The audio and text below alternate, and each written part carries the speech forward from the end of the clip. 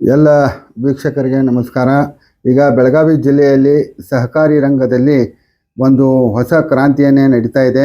ಇಷ್ಟು ದಿನ ಬೆಳಗಾವಿ ಜಿಲ್ಲೆಯಲ್ಲಿ ಸಹಕಾರಿ ರಂಗದ ಚುನಾವಣೆ ನಡೆದರೂ ಸಹ ಸಾರ್ವಜನಿಕರಿಗೆ ಅದ್ರ ಗೊತ್ತಾಗ್ತಾ ಇರಲಿಲ್ಲ. ಯಾಕಂತಂದರೆ ಸ್ವತಃ ಬಾಲಚಂದ್ರ ಜಾರಕಿಹೊಳಿ ಅವರು ಮುಂದೆ ನಿಂತು ಎಲ್ಲ ತಾಲೂಕುಗಳಲ್ಲಿ ಸುತ್ತಾಡಿ ಎಲ್ಲ ಚುನಾವಣೆಗಳನ್ನು ಅವಿರೋಧವಾಗಿ ಮಾಡ್ತಾ ಬಂದಿದ್ದರು. ಅದರಲ್ಲಿ ವಿಶೇಷವಾಗಿ DCC ಬ್ಯಾಂಕ್ ಇರ್ಬೋದು, ಮತ್ತಿತರ ಸಹಕಾರಿ ಸಂಘಗಳಿರ್ಬೋದು, ಏನೋ ವೈಮನಸ್ಸುಗಳಿದ್ದರೆ ಅಲ್ಲಿ ಜನ ಬಂದು ಬಾಲಚಂದ್ರ ಜಾರಕಿಹೊಳಿ ಅವರ ಹತ್ರ ಕೂತ್ಕೊಂಡು ಸಮಾಲೋಚನೆ ಮಾಡಿ ಎಲ್ಲ ಸಮಸ್ಯೆಗಳನ್ನು ಬಗೆಹರಿಸಿಕೊಂಡು ಆದಷ್ಟು ಅವಿರೋಧವಾದಂತಹ ಚುನಾವಣೆಗಳನ್ನು ಮಾಡ್ತಾ ಬಂದಿದ್ದರು. ಈಗ ನಮ್ಮ ಜೊತೆ ಮಾತಾಡಲಿಕ್ಕೆ ಸ್ವತಃ ಮಾಜಿ ಸಚಿವರಾಗಿರುವಂತಹ ಬಾಲಚಂದ್ರ ಜಾರಕಿಹೊಳಿ ಅವರು ಈಗ ನಮ್ಮ ಜೊತೆಗಿದ್ದಾರೆ. ಸರ್, ಈಗ ಬೆಳಗಾವಿ ಜಿಲ್ಲೆಯಲ್ಲಿ ಈ ಹಿಂದೆಯೂ ತಾವು ಭಾಳಷ್ಟು ಸಹಕಾರಿ ರಂಗದ ಚುನಾವಣೆಗಳನ್ನು ಮಾಡಿದ್ರಿ. ಆದರೆ ಯಾಕೋ ಈ ಬಾರಿ ಭಾಳಷ್ಟು ಕಡೆ ಅದು DCC ಬ್ಯಾಂಕ್ ಚುನಾವಣೆ ಆಗಿರ್ಬೋದು ಅಥವಾ ವಿದ್ಯುತ್ ಸಹಕಾರಿ ಸಂಘದ ಚುನಾವಣೆ ಆಗಿರ್ಬೋದು, ಯಾಕೆ ಈ ಸಲ ಅಷ್ಟೊಂದು ಸಮಸ್ಯೆಗಳಾಗ್ತಾ ಇದ್ದಾವೆ? ಎಲ್ಲರಿಗೂ ನಮಸ್ಕಾರ. ಈಗ ತಾವು ಹೇಳ್ದಂಗೆ ಬೆಳಗಾವಿ ಜಿಲ್ಲೆಯಲ್ಲಿ ಪ್ರತಿ ಸಲ ಸಹಕಾರ ಚುನಾವಣೆ ರಾಜಕೀಯ ಹೊರತುಪಡಿಸಿ ನಾವು ಚುನಾವಣೆ ಮಾಡ್ತಿದ್ದೀವಿ. ಆದರೆ ಹುಕ್ಕೇರಿ ವಿದ್ಯುತ್ ಸಹಕಾರಿ ಚುನಾವಣೆ ಅಂದರೆ ಏನು ಹುಕ್ಕೇರಿ ತಾಲೂಕಿನಿಗೆ ಒಂದು ಮಹಾಭಾರತರ ಯುದ್ಧ ನಡೆದಿದೆ. ಈ ಯುದ್ಧ ಆಗಬಾರ್ದು ಅಂತೇಳಿ ನನ್ನ ಆಸೆ ಆಯಿತು. ಅಂದರೆ ಈ ಥರ ಆಗಬಾರ್ದು, ಈ ಥರ ಜಿದ್ದೆ ಆಗ್ಬೋದು, ಸಮಾಧಾನಲೇ ಶಾಂತಿ ಆಗ್ಬೇಕಂತ ನನ್ನ ಆಸೆ ಇತ್ತು. ನಾನು ಅಂದರೆ ಭಾಳ ಪ್ರಯತ್ನ ಮಾಡಿದೆ. ಆದರೆ ಅನಿವಾರ್ಯವಾಗಿ ಇವತ್ತು ಇದು ಹುಕ್ಕೇರಿ ತಾಲೂಕಿನ ವಿದ್ಯುತ್ ಸಹಕಾರಿ ಚುನಾವಣೆ ನಡೀತಾ ಇದೆ. ಬೆಳಗಾವಿ DCC ಬ್ಯಾಂಕ್ ಹುಕ್ಕೇರಿ ತಾಲೂಕು ಚುನಾವಣೆ ನಡೀತಾ ಇದೆ. ನಡಿಬಾರ್ದಾಯಿತು, ಪ್ರಯತ್ನ ಎಲ್ಲ ಮಾಡಿದ್ವಿ. ಆದರೂ ನಡೆದಾಗ ದಿವಂಗತ ಅಪ್ಪನಗೌಡ ಅಂದರೆ ಪಾಟೀಲ್ ಅವ್ರ ಪ್ಯಾನಲ್ದಲ್ಲಿ ಸತೀಶ್ ಜಾರಕಿಹೊಳಿ ಅವರು, ಅಣ್ಣಾಸಾಹೇಬ್ ಜೊಲ್ಲೆ, ನಾವೆಲ್ಲ ಮಾಡ್ತಾಯಿದ್ದೆ. ಆ ಕಡೆ ರಮೇಶ್ ಕತ್ತಿ ಅವ್ರು ಮಾಡ್ತಾಯಿದ್ದೆ. ಚುನಾವಣೆ ನಡೀತದೆ. ಈಗ ಏನು ಯಾಕಂದ್ರೆ ಹಿಂದೆ ಸರಿಯಾಗಿ ಅವರು ಸಾಧ್ಯ ಇಲ್ಲ, ನಾವು ಸಾಧ್ಯ ಇಲ್ಲ. ಚುನಾವಣೆ ಮಾಡ್ತೀವಿ, ಮತದಾರ ಯಾರಿಗೆ ಆಶೀರ್ವಾದ ಮಾಡ್ತಾರೆ ಅದನ್ನು ಸ್ವೀಕಾರ ಮಾಡ್ತೀವಿ. ಸರ್, ಈಗ ನೀವು ಈಗಾಗಲೇ 2-3 ಬಾರಿ 4 ಸಾರಿ ಹುಕ್ಕೇರಿ ಆ ತಾಲೂಕಿನಲ್ಲಿ ಸುತ್ತಾಡಿ ಬಂದಿದ್ರಿ. ಎಷ್ಟು ಪ್ಯಾನೆಲ್ಗಳಿದ್ದಾವೆ? ಅದರಲ್ಲಿ ನಿಮ್ಮ ಆ ಪ್ಯಾನೆಲ್ ಗೆಲ್ಲುವಂಥದ್ದು ಎಷ್ಟು ಸೀಟ್ಗಳನ್ನು ಗೆಲ್ಬೋದು ಅಂತ ಏನು ಲೆಕ್ಕಾಚಾರ ಅಂತ ನೋಡ್ರಿ. ಈಗ ಒಟ್ಟು 2 ಪ್ಯಾನೆಲ್ ಅದಾವೆ. ಒಂದು ನಮ್ಮದು ಅಪ್ಪನಗೌಡ ಅವ್ರ ಪಾಟೀಲ್ ಪ್ಯಾನಲ್ಲು, ಇನ್ನೊಂದು ಆ ಕಡೆ ಹುಕ್ಕೇರಿ ಸ್ವಾಭಿಮಾನ ಅಂತೇಳಿ ಪ್ಯಾನಲ್ ಮಾಡ್ಕೊಂಡರು. 2 ನಡೆದಿದೆ, ನೇರ ಫೈಟ್ ಇದೆ. ನಾವು ಅಂದ್ರೆ ಸುಮಾರು 10 ವರ್ಷದಿಂದ ಸತೀಶ್ ಜಾರಕಿಹೊಳಿ ಅವರು 1 ತಿಂಗಳಿಂದಲ್ಲಿ ಎಲ್ಲ ಪ್ರಚಾರ ಮಾಡ್ತಾಯಿದ್ರು, ಸಭೆ ಮಾಡ್ತಾಯಿದ್ರು. ನಾವು ಅಣ್ಣಾಸಾಹೇಬ್ ಜೊಲ್ಲೆ 10 ದಿವಸದಿಂದ ನಮಗಲ್ಲೆಲ್ಲ ಬರಕ್ಕೆ ಹೇಳಿದರು. ಈಗ ಸುಮಾರು ನಾವು 10 ದಿವಸ ಓಡಾಡಿ ನಿನ್ನೆ ತನಕ ಗ್ರೌಂಡ್ ರಿಪೋರ್ಟು ಇವತ್ತೆಲ್ಲ ನೋಡ್ರೆ ನಮ್ಮ ಪ್ಯಾನಲ್ ಅಂದರೆ ದಿವಂಗತ ಅಪ್ಪನಗೌಡ ಅವ್ರ ಪ್ಯಾನಲ್ಗೆ ಅಪ್ಪರ್ ಹ್ಯಾಂಡ್ ಅಂದರೆ ನಮ್ಮ ಮೇಲ್ಗೈ ಸಾಧಿಸಿದ್ವಿ. ಈ ಚುನಾವಣೆಯಲ್ಲಿ 15 ಸೀಟಲ್ಲಿ ಕನಿಷ್ಠ 10 ಸೀಟವ್ರು ಗೆಲ್ತು ಅಂತೇಳಿ ನಮಗೆ ಸಂಪೂರ್ಣ ವಿಶ್ವಾಸ ಐತಿ. ಈಗ ತಾವು ನೋಡಿರ್ಬೋದು, ಈಗ ರಮೇಶ್ ಕತ್ತಿ ಅವರು ವಿಶೇಷವಾಗಿ ಭಾಳ ಟೀಕೆ ಟಿಪ್ಪಣಿಗಳು ರಾಜಕೀಯ ರಂಗದಲ್ಲಿ ನಡೀತಾವೆ. ಎಲೆಕ್ಷನ್ ಬಂದಾಗ ಅವರು ಆರೋಪ ಪ್ರತ್ಯಾರೋಪ ಟೀಕೆ ಟಿಪ್ಪಣಿ ನಡೀತಾನೆ ಇದ್ದಾವೆ. ಆದರೆ ರಮೇಶ್ ಕತ್ತಿ ಅವರು ಯಾಕೋ ಭಾಳ ಹಗುರವಾಗಿ ತಮ್ಮ ಮಾತುಗಳನ್ನು ಬಳಸಿ ತಮ್ಮ ವಿರುದ್ಧ ವೈಯಕ್ತಿಕ ಟೀಕೆ ಟಿಪ್ಪಣಿಗಳನ್ನು ಮಾಡಿದ್ರೂ ಸಹ ತಾವು ಅಲ್ಲಿಯೂ ಕೂಡ ಅದಕ್ಕೆ ಉತ್ತರ ಕೊಡುವಂತಹ ಗೋಜು ಹೋಗಲಿಲ್ಲ. ಯಾಕೆ ಅನ್ನೋ ಇಲ್ಲ. ಈಗ ರೀ ಭಾಳ ಜನ ಪ್ರಶ್ನೆ ಮಾಡಿದ್ರು. ಆದರೆ ಈಗ ರಮೇಶ್ ಕತ್ತಿ ಅವರು ಯಾವ ಥರ ಭಾಷಣ ಮಾಡ್ತಾಯಿದ್ರು ಜನನೂ ನೋಡ್ತಾಯಿದ್ರೆ, ನಾವು ಸತೀಶ್ ಅವರು ಅಣ್ಣಾಸಾಹೇಬ್ ಜೊಲ್ಲೆ ಎಷ್ಟು ಸಮಾಧಾನ ಮಾಡ್ತಾಯಿದ್ರು ಅಂದರೆ ಇದು ಒಂದೇ ತೋರಿಸುತ್ತಾರೆ. ಅಂದ್ರೆ ಈಗ ಸತೀಶ್ ಜಾರಕಿಹೊಳಿ ಇರ್ಬೋದು, ನಾನಿರ್ಬೋದು, ಅಣ್ಣಾಸಾಹೇಬ್ ಜೊಲ್ಲೆ ನಾವು ಭಾಳ ಶಾಂತಿ ಸಮಾಧಾನ, ನಮಗೇನೂ ಟೆನ್ಷನ್ ಇಲ್ಲ ಮತ್ತು ನಮಗೇನೂ ಅಂಜಿಕಿಲ್ಲ. ಅಂದರೆ ಚುನಾವಣೆ ಬಗ್ಗೆ ಮೋಸ್ಟ್ಲಿ ನನಗನ್ಸುತ್ತೆ ಅವರಿಗೆಲ್ಲ ಮೋಸ್ಟ್ಲಿ ಟೆನ್ಷನ್ ಆಗಿರಬೇಕು ಅಥವಾ ಏನೋ ನಡೆದಿದೆ ಅಂಥೇಳಿ ಟೆನ್ಷನಲ್ಲಿ ಬಂದು ಮಾತಾಡಿ. ನಮಗೆ ಟೆನ್ಷನ್ ಇಲ್ಲ, ಏನು ಅವ್ರಿಗೆ ಸೋಲಿನ ಭಯ ಕಾಡತ್ತಿತ್ತು ಅಥವಾ ಮತ್ತೇನು ಟೆನ್ಷನ್ ಇದೆ ಗೊತ್ತಿಲ್ಲ. ಅದಕ್ಕೆ ಸ್ವಲ್ಪ ಡೆಸ್ಪ್ರೇಟಾಗಿ ಮಾತಾಡತ್ತರು. ಆದರೂ ನನ್ನ ಸಲಹೆ ಹಾಗೆಲ್ಲ ಮಾತಾಡಬಾರ್ದು. ಯಾಕಂದರೆ ನಾವೆಲ್ಲ ಮತದಾರರಿಗೆ ನಾವು ಏನು ಕೆಲಸ ಮಾಡ್ತು, ಮುಂದೆ ಏನು ಮಾಡ್ತು ಅನ್ನೋದು ವಿನಂತಿ ಮಾಡ್ಕೊಂಡು ಓಟ್ ಕೇಳೋದು. ಅದಕ್ಕೆ ಅವ್ರಿಗೇನು ಮೋಸ್ಟ್ಲಿ ಈ ಥರ ಒಳಗೆ ಟೆನ್ಷನ್ ಇದೆ, ಆಮೇಲೆ ಅದಕ್ಕೆ ಈ ಥರ ಅವ್ರ ಟೆನ್ಷನ್ ಬಾಯಿದಿಂದ ಹೊರಗೆ ಬರತೈತಿ. ನಾವು 3 ಜನ ಮಾತ್ರ ಕೂಲಾಗಿ ಸಮಾಧಾನ ನಾಳೆ ತನಕ ಚುನಾವಣೆ ಮಾಡ್ತೀವಿ. ದೇವರ ಆಶೀರ್ವಾದ, ಜನರ ಆಶೀರ್ವಾದ ನಮ್ಗೆ ಆಗುತ್ತೆ ಅಂತ ಸಂಪೂರ್ಣ ವಿಶ್ವಾಸ ಇದೆ. ನಮ್ಮ 15ರಲ್ಲಿ 10 ಸೀಟ್ ನಾವು ಗೆದ್ದು ವಿದ್ಯುತ್ ಸಹಕಾರಿ ಸಂಘನ ಇನ್ನೂ ಉನ್ನತ ಮಟ್ಟಕ್ಕೆ ಬೆಳೆಸುವಂಥ ಪ್ರಾಮಾಣಿಕ ಪ್ರಯತ್ನ ಮಾಡ್ತೀವಿ. ಸರ್, ಈ ಹಿಂದೆ DCC ಬ್ಯಾಂಕಿನ ಅಧ್ಯಕ್ಷರ ಚುನಾವಣೆ ನಡೆದಂಥ ಸಂದರ್ಭದಲ್ಲಿ ಸ್ವತಃ ರಮೇಶ್ ಕತ್ತಿ ಅವರು ಒಂದು ಮಾತು ಹೇಳಿದರು. ನಮ್ಮ ಅಣ್ಣ ಸತ್ತ ಮೇಲೆ ರಮೇಶ್ ಜಾರಕಿಹೊಳಿ ಅವರೇ ನಮ್ಮನ್ನ ಮತ್ತು ಅವರೇ ನಮಗೆ ಗುರುಗಳು, ಅವರ ಇದರಿಂದಲೇ ನಾನು ಅಧ್ಯಕ್ಷನಾಗಿದ್ದೇನೆ ಅಂತ ಸ್ವತಃ ಅವರೇ ಸರ್ಕಿಟ್ ಹೌಸ್ನಲ್ಲಿ ಹೇಳಿದರು. ನಿಮ್ಮದು ಮತ್ತು ರಮೇಶ್ ಕತ್ತಿ ಅವ್ರ ನಡುವೆ ಸಂಬಂಧಗಳು ಭಾಳ ಚೆನ್ನಾಗೇ ಇದ್ವು. ಆ ಇಬ್ಬರ ನಡುವೆ ವೈಮನಸ್ಸು ಆಗಲಿಕ್ಕೆ, ಭಿನ್ನಾಭಿಪ್ರಾಯ ಮೂಡಲಿಕ್ಕೆ ಕಾರಣ ಏನು ಅನ್ನುವಂಥದ್ದು? ಇಲ್ಲ, ಕರೆಕ್ಟ್. ರಮೇಶ್ ಕತ್ತಿ ಅವ್ರು ಹೇಳಿದ್ ನಾವು ಒಪ್ಕೋತೀನಿ. ಯಾಕಂದ್ರೆ ಅವ್ರು ಅಂದಿದ್ರಲ್ಲ, ಯಾಕಂದ್ರೆ ಈ ಫ್ಯಾಮಿಲಿ, ಕತ್ತಿ ಫ್ಯಾಮಿಲಿ, ಜಾರಕಿಹೊಳಿ ಫ್ಯಾಮಿಲಿ ಕೂಡಿ ಚೆಂದಂಗೆ ಹೋಗೋಣ ಅಂತ ಅವ್ರದ್ದು ಆಸೆ ಇತ್ತು, ನಮ್ಮದು ಇತ್ತು. ನಮಗೇನು ವೈಯಕ್ತಿಕವಾಗಿ ನಮಗೂ ಅವ್ರಿಗೇನು ದ್ವೇಷ ಇರೋದಿಲ್ಲ. ರಾಜಕಾರಣದಲ್ಲಿ ಭಿನ್ನಾಭಿಪ್ರಾಯ ವ್ಯತ್ಯಾಸ ಇರ್ಬೋದು. ಅವ್ರು ಹೇಳಿದಂಗೆ ರಮೇಶ್ ಜಾರಕಿಹೊಳಿ ನಂಗೆ ದೊಡ್ಡ ಅಣ್ಣ ಅಂತೇಳಿ ಎಲ್ಲ ಅಂದಿದ್ದು ನಿಜ ಇದೆ, ಗೊತ್ತೂ ಇದೆ. ನೀವು ಅಂದ್ರಲ್ಲ ಅಂದ್ರೆ ವೈಮನಸ್ಸು ಯಾಕೆ ಬಂತು, ಯಾಕಂದ್ರೆ DCC ಬ್ಯಾಂಕ್ ಅಧ್ಯಕ್ಷ ಇಳಿದ ನಂತರ ನಮ್ಮ ಸಂಬಂಧ ಎಲ್ಲ ಚಂದ ಇದ್ದು. ನೀವು ಅಂದ್ರಲ್ಲ ಈ ಥರ ಆಗಬಾರ್ದೈತೆ, ಇದೇನು ಹುಕ್ಕೇರಿ ತಾಲೂಕಿನ ಮಹಾಭಾರತ ನಡೆದಿಲ್ಲ, ಇದು ಆಗಬಾರ್ದು ಅಂತೇಳಿ ನಾನು ಭಾಳ ಪ್ರಯತ್ನ ಮಾಡ್ತೇನೆ. ಇದು ಯಾಕೆ ಅದನ್ನು ನಿಮ್ಮ ಮುಖಾಂತರ ಇಡೀ ಹುಕ್ಕೇರಿ ತಾಲೂಕಿನ ಜನತೆಗೆ ಹೇಳ್ತೀನಿ. ನಾನು ರಮೇಶ್ ಕತ್ತಿ ಅವ್ರಿಗೆ 3 ಜನಕ್ಕೆ ಹೇಳಿ ಕಳಿಸಿದೆ, ಈ ಅಂದರೆ ಚುನಾವಣೆ ಮಾಡೋದು ಬೇಡ, ಯಾಕಂದ್ರೆ ನಾವು ಗಟ್ಟಿಯಾಗಿರ್ತೀವಿ, ನೀವು ಗಟ್ಟಿಯಾಗಿರ್ತೀರಿ, ನಮಗೆ ಯಾರು ಏನು ಮಾಡೋಕ್ಕಾಗಲ್ಲ. ಆದರೆ ನಮ್ಮ ಮಧ್ಯದಲ್ಲಿ ಸಿಕ್ಕಂಥ ಸಾಮಾನ್ಯ ಕಾರ್ಯಕರ್ತರಿಗೆ ಭಾಳ ತ್ರಾಸ ಆಗ್ತೈತಿ, ಇದು ಬೇಡ. ನಾನು ಹೇಳಿದೆ, ಕಾಂಗ್ರೆಸ್ ಸರ್ಕಾರ ಇದೆ, ನೀವು 10 ಸೀಟ್ ಸತೀಶ್ ಜಾರಕಿಹೊಳಿ ಅವ್ರಿಗೆ ಬಿಟ್ಕೊಡ್ರಿ, 5 ನೀವು ತೊಗೋರಿ, 2.5 ವರ್ಷ ಅವ್ರು ಚೇರ್ಮನ್ ಆಗಲಿ, 2.5 ವರ್ಷ ನೀವು ಚೇರ್ಮನ್ ಆಗೋಣ, ಸಮಾಧಾನಲೇ ಹೋಗೋನು, ಇದು ಬೇಡ ಅಂಥೇಳಿ.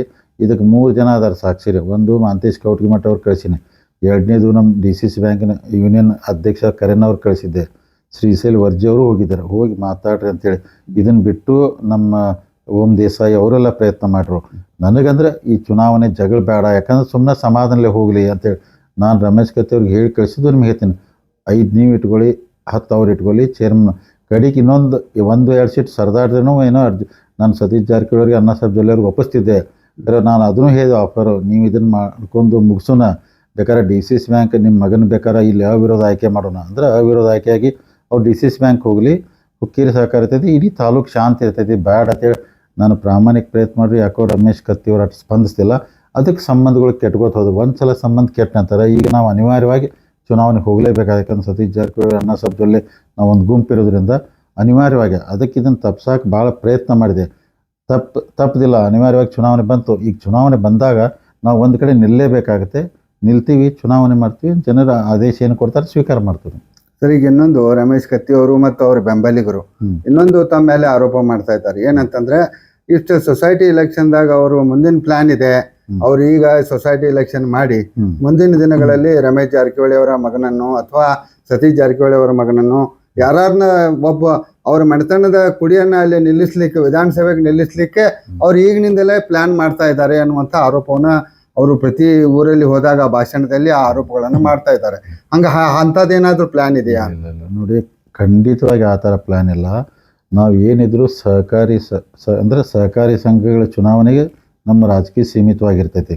ಸೊ ಅವ್ರು ಅನ್ಬೋದು, ಯಾಕಂದ್ರೆ ಈಗ ನೋಡ್ರಿ, ದೇವರ ಆಶೀರ್ವಾದ ಮನೆಯಲ್ಲಿ 3 ಜನ MLA ಇದ್ದೀವಿ, ಒಬ್ರು MLC ಅದಾರು, ಒಬ್ರು MP ಅದಾರು, ನಮ್ಗೆ ಇಷ್ಟ ಅಧಿಕಾರ ಸಾಕು, ಹೆಚ್ಚಿನ ಅಧಿಕಾರ ನಮಗೇನು ಬೇಕಾಗಿಲ್ಲ. ನಾವು ಹುಕ್ಕೇರಿ ತಾಲೂಕು ಹೋಗಿ ನಮ್ಮವ್ರನ್ನ MLA ಮಾಡುವಂಥ ನಮಗೇನು ಅಂಥ ಪರಿಸ್ಥಿತಿನೂ ಬಂದಿಲ್ಲ, ಬರೋದು ಬೇಡ.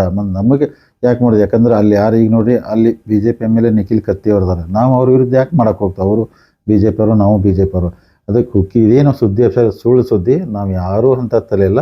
ಸಹಕಾರಿ ಇದು ಹೀರಾ ಸಕ್ಕರೆ ಕಾರ್ಖಾನೆ ಇರ್ಬೋದು, ವಿದ್ಯುತ್ ಸಹಕಾರಿ ಸಂಘ ಇರ್ಬೋದು, ಈ ಚುನಾವಣೆಗೆ ನಾವು ಭಾಗವಹಿಸ್ತೀವಿ. ನಮ್ಮ ಜೊತೆ ಜನ ಏನು ಬೆನ್ನು ಹತ್ತಿರ್ತಾರೋ ಅವ್ರನ್ನ ರಕ್ಷಣೆ ಮಾಡೋವಂಥ ಕೆಲಸ ನಾವು ಮಾಡ್ತೀವಿ. ಹುಕ್ಕೇರಿ ತಾಲೂಕಲ್ಲಿ MLA ನಿಲ್ಲಬೇಕು ಮಾಡೋ ಕನಿಷ್ಠ ನಿಲ್ಲ ಯೋಚನೆ ಇಲ್ಲ, ಅಂಥ ವಿಚಾರನೂ ಮಾಡೋದಿಲ್ಲ, ಅಂಥದ್ದು ಏನೂ ಇಲ್ಲ ರೀ, ಇದು ಸುಳ್ಳಿದು. ಹಂಗಾರೆ ರಮೇಶ್ ಕತ್ತಿ ಅವರು ಯಾಕೋ ಸ್ವಲ್ಪ ವೈಮನಸ್ ಇದ್ದಂಗೆ ಕಾಣ್ತದೆ, ಸಿಟ್ಟಾದಂಗೆ ಕಾಣ್ತದೆ. ನಿಖಿಲ್ ಕತ್ತಿ ಅವರು ಹೆಂಗೆ ತಮ್ಮ ಜೋಡಿ ಸಂಬಂಧ? ನೋಡ್ರಿ, ನಿಖಿಲ್ ಕತ್ತಿ ಅಂದ್ರೆ ಅವ್ರ ಬಗ್ಗೆ ನಂಗೆ ಅಪಾರವಾದ ಗೌರವ ಐತಿ. ಒಳ್ಳೆ ಮನುಷ್ಯ, ನನ್ನ ತಮ್ಮನ ಸಮಾನದಲ್ಲಿ ನಿಖಿಲ್ ಕತ್ತಿ ಅದಾರು. ನಿಖಿಲ್ ಕತ್ತಿ ಒಳ್ಳೆ ಮನುಷ್ಯ, ನಾವು ಯಾರು ಕೆಟ್ಟ ಮಾಡೋವಲ್ಲ, ಏನು ಮಾಡಿ ತನ್ನ ಪಾಟಿ ತರ್ತಾರೋ. ಸೊ ನಿಖಿಲ್ ಕತ್ತಿ ಬಗ್ಗೆ ನಮಗೆ 2ನೇ ಮಾತಲ್ಲ, ಅವ್ರ ಬಗ್ಗೆ ನಮಗೆ ಗೌರವ ಐತಿ. ಅವ್ರಿಗೆ ನಿಖಿಲ್ ಕತ್ತಿಗೆ ಒಳ್ಳೇದಾಗತ್ತೆ ಬಯಸ್ತೀನಿ. ಸೊ ಒಳ್ಳೆಯವ್ರದಾರು, ಇನ್ನೂ ಒಳ್ಳೆ ಕೆಲಸ ಮಾಡ್ಕೊಂಡು ಹೋಗ್ಲತ್ತ ನಾನು ಹಾರೈಸ್ತೀನಿ ರೀ. ಸರ್, ಈಗ ವಿದ್ಯುತ್ ಸಹಕಾರಿ ಸಂಘ ಇರೋದು ಇಡೀ ರಾಷ್ಟ್ರದಲ್ಲಿ ಒಂದೇ ಒಂದು. ಅದೆಷ್ಟು ದಿನ ಅದು ಬೆಳಕಿಗೂ ಕೂಡ ಬಂದಿರಲಿಲ್ಲ. ಈ ಸಲ ಚುನಾವಣೆ ನಡೀತಾ ಇದೆ ಅನ್ನೋ ಕಾರಣಕ್ಕೆ ಅದು ಎಲ್ಲರಿಗೂ ಗೊತ್ತಾಗ್ತಾ ಇದೆ. ಈ ರೀತಿಯ ಒಂದು ವಿದ್ಯುತ್ ಸಂಘ, ಸಹಕಾರಿ ಸಂಘ ಇರೋದು ಇಡೀ ರಾಷ್ಟ್ರದಲ್ಲಿ ಒಂದೇ ಒಂದು, ಅದು ಹುಕ್ಕೇರಿಯಲ್ಲಿ ಇರೋದು. ಈಗ ತಮ್ಮ ಅಧಿಕಾರ ಅಲ್ಲಿಗೆ ಬಂದ್ರೆ ತಾವು ಏನೇನ್ ಮಾಡ್ಬೇಕಂತ ಹೇಳಿ ಪ್ಲಾನ್ಗಳನ್ನು ಮಾಡ್ತಾರೆ? ಖಂಡಿತ, ಯಾಕಂದ್ರೆ ಹುಕ್ಕೇರಿ ತಾಲೂಕಿನ ಹುಕ್ಕೇರಿ ಕ್ಷೇತ್ರ ಇರ್ಬೋದು, MKD ಕ್ಷೇತ್ರದ ಜನ ನಿರಂತರ ಜ್ಯೋತಿಗೋಸ್ಕರ ಭಾಳ ಬಯಸ್ತಾ ಇದಾರೆ. ಅಂದ್ರೆ ಅದು ಆಗಬೇಕು ಎಲ್ಲ ಕಡೆ ಅಂತೇಳಿ. ಮೊದಲನೇ ಪ್ರಯಾರಿಟಿ ದೇವರ ಆಶೀರ್ವಾದ, ಜನರ ಆಶೀರ್ವಾದ. ನಾಳೆ ನಮ್ಮ ಪ್ಯಾನೆಲ್ ಗೆದ್ದು ಬಂದ ನಂತರ ನಾವು ನಿರಂತರ ಜ್ಯೋತಿ ಮಾಡಬೇಕು. ಮತ್ತು ಇನ್ನೊಂದು ಸಣ್ಣ ವಿಷಯಕ್ಕೆ ಎಲ್ಲರೂ ಅಂದರೆ ಡೈರೆಕ್ಟರ್ ಮನೆಗೆ, ಚೇರ್ಮನ್ ಮನೆಗೆ ಹೋಗಿ ರೈತ ನಿಲ್ಲಬಾರ್ದು. ವಿದ್ಯುತ್ ಸಹಕಾರಿ ಸಂಘದ ಚುನಾವಣೆ ಆಫೀಸ್ ಇರ್ತೈತಿ, ಅಲ್ಲಿ ಆಫೀಸ್ಗೆ ಹೋಗ್ಬೇಕು, ತಮ್ಮ ಅರ್ಜಿ ಕೊಡಬೇಕು, ಕೆಲಸ ಮಾಡಬೇಕು. ಅಂದರೆ ಜನಸಾಮಾನ್ಯರಿಗೆ, ರೈತರಿಗೆ ಯಾವುದೂ ತೊಂದರೆ ಆಗದಂಗೆ ಅಲ್ಲಿ ಕೆಲಸ ಮಾಡ್ತೀವಿ. ಅಲ್ಲಿ ಹೋಗಿಸಿ ನಾಳೆ ಬಾ ನಾಡ್ದು ಬಾ ಅಂತ ಇನ್ನೂ ಈ ವ್ಯವಸ್ಥೆನೇ ಇರಬಾರ್ದು. ಆ ಥರ ನಾವು ನಿರಂತರ ಜ್ಯೋತಿ ಮೊದಲನೇ ಪ್ರಯಾರಿಟಿ. ಇನ್ನೂ ಭಾಳ ಅನೇಕ ಯೋಜನೆ ಅದಾವೆ. ಸರ್ಕಾರ ಸತೀಶ್ ಜಾರಕಿಹೊಳಿ ಅವ್ರ ವಿರುದ್ಧದಿಂದ ಇನ್ನೂ ಸ್ಕೀಮ್ಗಳು ತರ್ತೀವಿ, ರೈತರಿಗೆ ಒಳ್ಳೇದು ಮಾಡ್ತೀವಿ, ಯಾರಿಗೆ ತೊಂದರೆ ಕೊಡಕ್ಕೆ ಹೋಗೋದಿಲ್ಲ ಆ ಸೊಸೈಟಿಯಿಂದ. ಸರ್, ಈಗ ಭಾಳಷ್ಟು ಜನ ಲಿಂಗಾಯತ್ ನಾಯಕರು, ನೀವು ಲಿಂಗಾಯತ್ ನಾಯಕರನ್ನು ತಾವು ಬೆಳೆಸಿದ್ರ, ನೀವಾಗಿರ್ಲಿ, ಸತೀಶ್ ಜಾರಕಿಹೊಳಿ ಅವರಾಗಿರ್ಲಿ, ರಮೇಶ್ ಜಾರಕಿಹೊಳಿ ಅವರಾಗಿರ್ಲಿ, ಭಾಳಷ್ಟು ಜನ ಲಿಂಗಾಯತ್ ನಾಯಕರು ನಿಮ್ಮ ಗರಡಿಯಲ್ಲಿ ಪಳಗಿ ಬೆಳೆದಿದ್ದಾರೆ.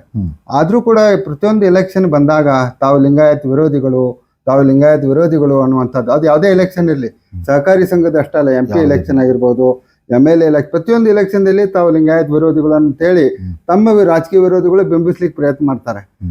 ಅದ್ರ ಬಗ್ಗೆ ತಾವು ಏನು ಹೇಳ ಬಯಸ್ತಾರೆ? ಇಲ್ಲ ನೋಡ್ರಿ, ಈಗ ಇದು ಈಗಲ್ಲ ಬರೀ ಹುಕ್ಕೇರಿ ವಿದ್ಯುತ್ ಸಹಕಾರಿ ಸಂಘದಲ್ಲ, ಇದನ್ನ ಯಾವುದೇ ಚುನಾವಣೆ ಬಂದರೂ ಅವ್ರು ಜಾರಕಿಹೊಳಿ ಲಿಂಗಾಯತ್ ವಿರೋಧ ಅನ್ನೋದು ಅವ್ರು ಅದನ್ನ ನಮಗೆ ಹಣಿಗೆ ಪಟ್ಟಿ ಕಟ್ತಾರೆ.